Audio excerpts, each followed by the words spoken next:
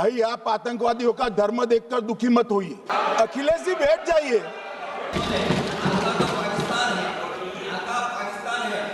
Okay. कौन? पाकिस्तान से आपकी बात होती है क्या? अरे बैठ जाओ बैठ जाओ बैठ जाओ भाई।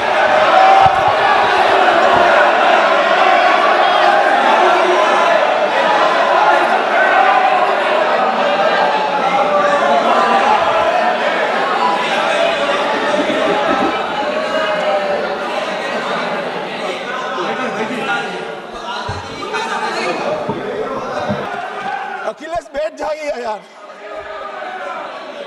सब सुबह खड़ा करते हैं पाकिस्तान को बचाने का इनका ये षड्यंत्र आज 130 करोड़ लोग जान रहे हैं। बच नहीं पाओगे आप लोग, बच नहीं पाओगे।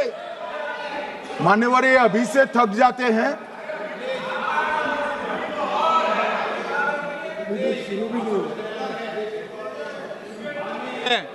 प्लीज बैठिए। जिन्होंने आतंकवादियों को भेजा था उनके आकाओं को जमीन में मिलाने का काम किया था सेना और सीआरपीएफ ने। वो आतंकवादियों को भी समाप्त कर दिया। और मान्यवर ओके। कौन? पाकिस्तान से आपकी बात होती है क्या? अरे बैठ जाओ बैठ जाओ बैठ जाओ भाई।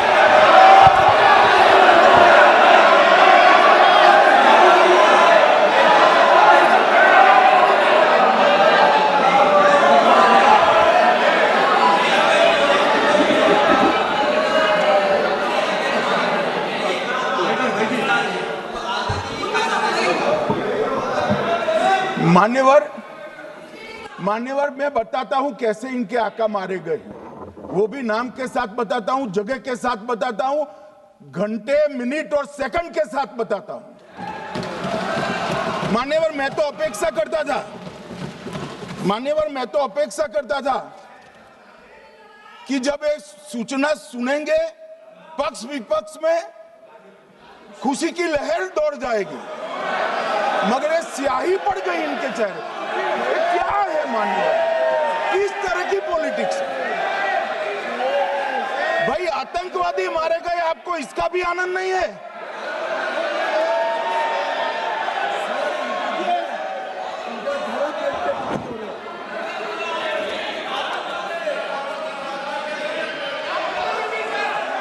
अखिलेश जी बैठ जाइए, मेरा पूरा जवाब सुनिए, आपका सब जवाब आ जाएगा। भाई आप आतंकवादियों का धर्म देखकर दुखी मत होइए।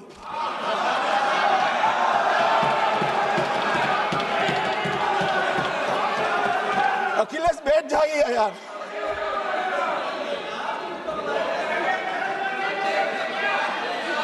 अखिलेश जी बैठ जाइए। मान्यवर किसी को संशय रखने की जरूरत नहीं है।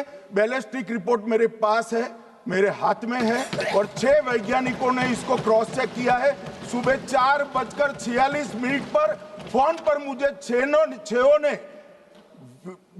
वीडियो फोन पर कहा है कि 100% वही गोलियां हैं जो वहां चलाई। मान्यवर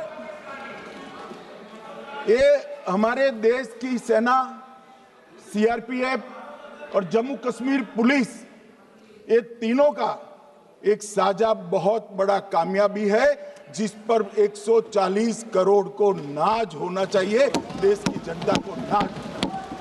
मान्यवर मैं तो गया था वहां पर जब ये घटना हुई। दूसरे दिन इनके परिजनों को मिला था।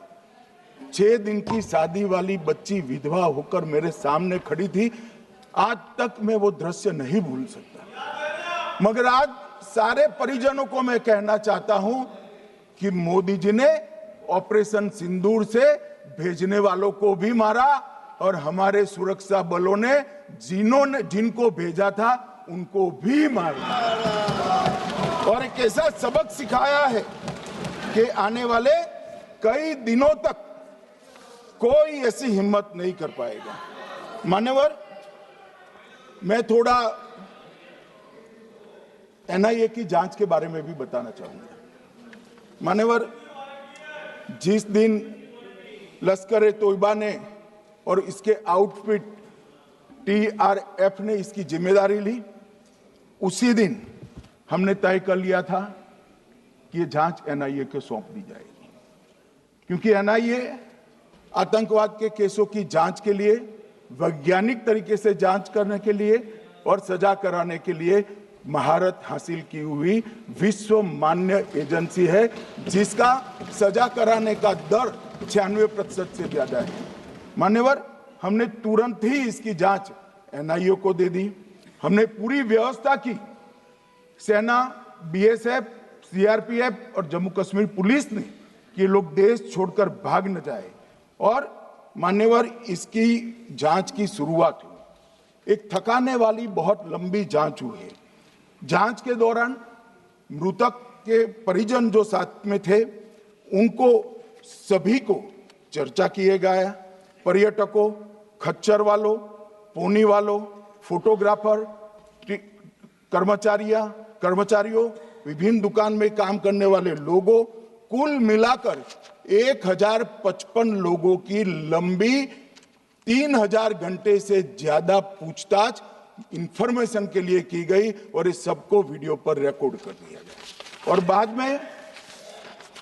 बाद में इसके आधार पर स्केच बनाया गया और ढूंढते 22/6/25 को एक बशीर की पहचान की गई और परवेज की पहचान की गई, जिन्होंने आतंकवादी घटना के अगले दिन आतंकवादियों को शरण दी थी। उनको अपने ढोक में रखा था। वो दोनों को गिरफ्तार कर लिया गया। अब वो हमारी कस्टडी में है। दोनों गिरफ्तार अपराधियों ने खुलासा किया कि 21/4/25 की रात को 8 बजे 3 आतंकवादी बेसरन से लगभग 2 किलोमीटर दूर स्थित परवेज ढोक में आए थे। आतंकवादियों के पास AK-47 और M9 कार्बाइन थी। जो 2 आतंकवादियों ने काली पोशाक पहनी थी और एक ने छद्म वेश किया था। खाना खाया, चाय पी और ढोक से निकलते वक्त कुछ खाना, नमक, मिर्च और मसाले लेकर वो चले गए। मान्यवर, उस वक्त हमने जिन खोखों को रिकवर किया था, इसको हमने चंडीगढ़ FSL में टेस्टिंग के लिए भेज दिया।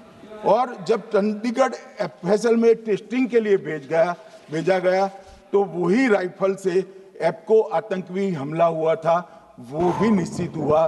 तो आज इसके साथ साथ दूसरे एप्को आतंकी हत्या को अंजाम देने वाले आतंकियों का भी इसके साथ ही समाप्ति हुई है, उनको मार दिया गया है। मान्यवर, और इसके बाद में स्केच बनाया गया। गिरफ्तार किए गए दोनों आरोपियों की माता जो थी, इन्होंने ये तीनों आतंकियों के मृतदेहों को पहचान लिया है। दोनों आतंकवादी घटना में साथ लेने वाले उनके साथियों ने भी पहचान लिया है। और अब उसकी FSL की पुष्टि भी आज सुबह 4 बजे हो गई थी। अब मैं जांच का पूरा ब्यौरा बताना चाहता हूं। मान्यवर, ये हमले में 3 पाकिस्तानी आतंकवादी थे। हमले में 2 AK-47 और 1 M9 कार्बाइन का प्रयोग किया गया था। और अब जो पकड़े गए हैं, इसके सुलेमान के कारण एप्को का मामला भी आज रिजॉल्व हो रहा है और आतंकवादियों को पनाह देने वाले 2 स्थानीय लोगों को भी इस केस में पकड़ लिया गया है। अब मान्यवर, कल पूछते थे कहां से आए, कहां गए, किसकी जिम्मेदारी है। भाई, जिम्मेदारी हमारी ही है, हम सरकार में हैं, हमारी ही जिम्मेदारी है। मगर मैं पूछता हूं, जब आप सरकार में थे तब क्या क्या हुआ था, इसकी जिम्मेदारी किसकी थी और क्यों निर्वहन नहीं किया, वो भी बाद में पूछूंगा। जरा धीरज से सुनना। मगर मान्यवर, मुझे एक बड़ा दुख हुआ।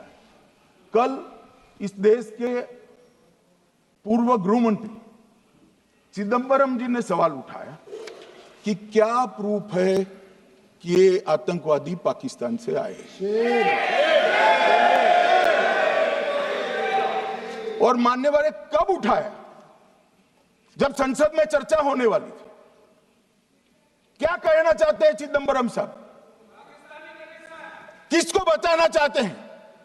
पाकिस्तान को बचाकर आपको क्या मिलेगा? वो ये कह रहे हैं कि और क्या है? मत जवाब दो।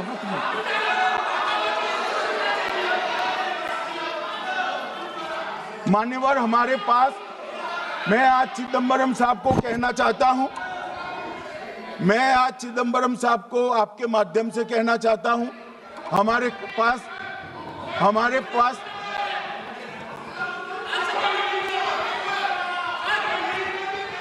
मान्यवर, हमारे पास प्रूफ है, वो भी मैं सदन के सामने रखना चाहता हूं कि तीनों पाकिस्तानी थे। 3 में से 2 के पाकिस्तान के वोटर नंबर भी आज हमारे पास उपलब्ध है। मान्यवर, ये राइफलें हैं, ये राइफलें भी हमारे पास उपलब्ध है।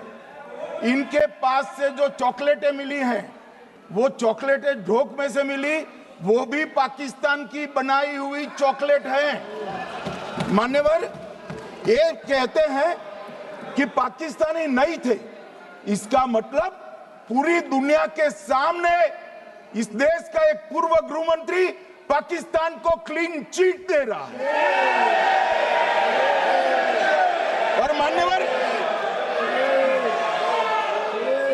और मान्यवर, वो पाकिस्तानी आतंकवादी नहीं थे, ऐसा बोलकर श्री चिदंबरम अगर पाकिस्तानी आतंकवादी नहीं थे तो पाकिस्तान पर हमला क्यों किया, वो भी सवाल खड़ा कर रहे हैं। मान्यवर, आज पूरी दुनिया ने, हमारे संसद सदस्य गए थे, स्वीकारा था कि हमला पाकिस्तान ने किया है। और इस देश का गृह मंत्री जो कांग्रेस पार्टी से आता है, वो कहता है कि क्या सबूत है? अरे मुझसे मांगते, मैं दे देता। टीवी से मांगते हैं, पूरी दुनिया के सामने उजागर करते हैं, सब सुबह खड़ा करते हैं। पाकिस्तान को बचाने का इनका ये षड्यंत्र आज 130 करोड़ लोग जान रहे हैं। बच नहीं पाओगे आप लोग, बच नहीं पाओगे। मान्यवर,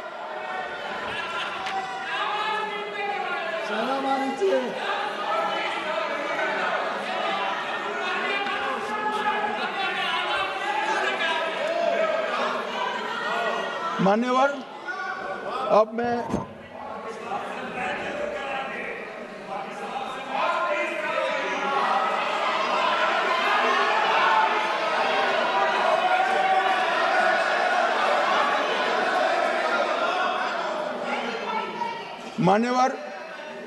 अब मैं पहलगांव आतंकी हमला और ऑपरेशन सिंदूर, ये दोनों घटनाक्रम के लिए मान्यवर ये अभी से थक जाते हैं।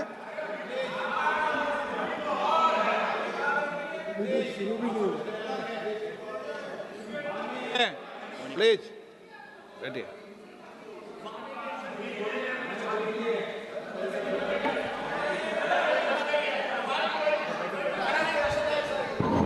मान्यवर, मैं आपके माध्यम से कहना चाहता हूं, थोड़ा धैर्य रखे भैया, अभी तो शुरू हुआ है। मान्यवर,